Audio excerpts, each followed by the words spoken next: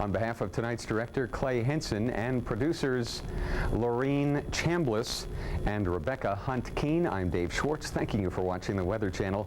Time for a quick look from the satellite update before we get to your forecast. Starting off in the eastern half of the country, look at these thunderstorms that rumbled through Ohio early on Monday, did some flooding for morning rush hour around Wheeling, and then moved through the mid-Atlantic states with very heavy rains that lingered into the late evening around Atlantic City. Now that activity is dying down. So is these thunder showers that developed in the afternoon heat. Meanwhile, here in the midsection of the country, things dried out, at least the atmosphere did, but look what's firing up out here in the western high plains. All that'll be moving east into the Mississippi River Valley, unfortunately, the next couple of days. We're clear here in the southwest, but more showers and thunder showers lingering in the Pacific Northwest, and that energy will head into the plains later this week.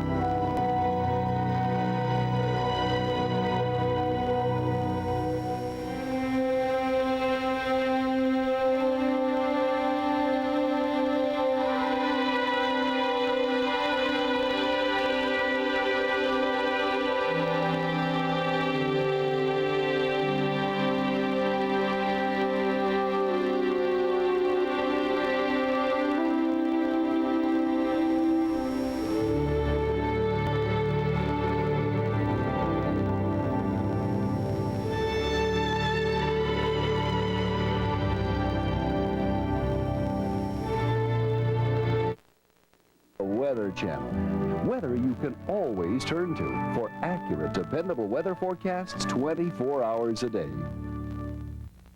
Good evening, I'm Dave Schwartz from the Weather Channel. It's 1:30.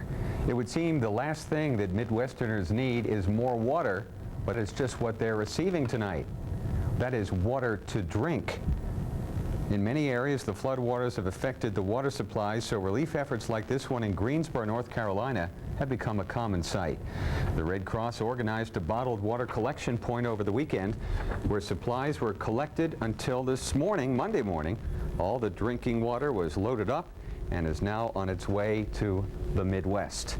Meanwhile, the folks in North Carolina have their own problems, not with drinking water, but with lots of heat. Look at this, the forecast, the heat index forecast in the danger zone for parts of eastern North Carolina all the way around into East Texas. And if you're in the area shaded in dark red, you, my friend, are in the danger zone. Expect heat index values to exceed 105 degrees. So make sure you have plenty of water, plenty of non-alcoholic fluid in particular, and also non-caffeinated fluid. Both alcohol and caffeine are diuretics.